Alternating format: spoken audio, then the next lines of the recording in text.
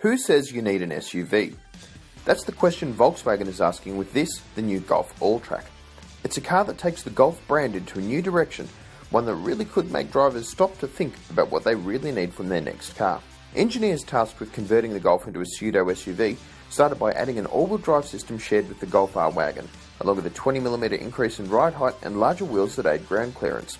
The car has armour to protect its engine from damage during off-road manoeuvres made possible by clever software, such as an off-road mode with loosened traction control and a clever hill descent control system that allows drivers to creep down steep inclines at speeds as slow as 2 km an hour. Okay, so using the hill descent control now.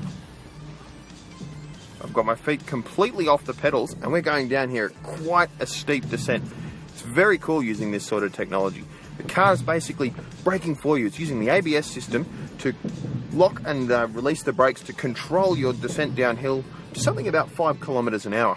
It's pretty cool. It's the sort of stuff that once upon a time you'd only see on a Land Cruiser or a Range Rover or something like that, but here it is in a Volkswagen Golf. I think that's a pretty cool development.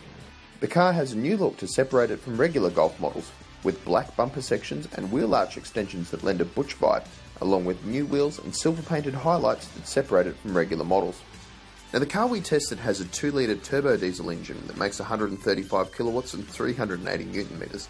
It was paired really well with the car, but Volkswagen thinks that buyers wouldn't be keen for a diesel engine in this type of vehicle, instead specifying Australian cars with a 1.8-litre turbocharged petrol unit that'll make around 132 kilowatts. So many manufacturers today just pay lip service to cars. They do things like a sports model. It's not really very sporty, or an active all-wheel drive thing that you'd never be able to take off-road.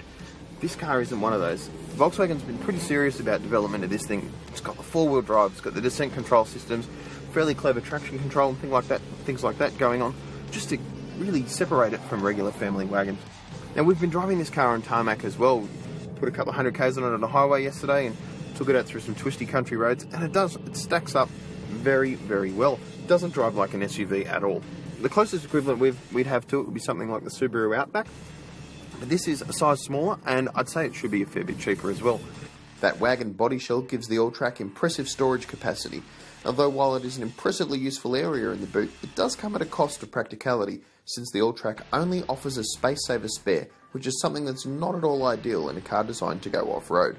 Now, Volkswagen Australia hasn't confirmed local prices and specifications for the Alltrack, saying only that it will cost less than $40,000 when it arrives in October. We're keen to test it out on local roads, because the Alltrack looks to be a worthy entrant to the local car market, serving as a solid alternative to the booming SUV segment.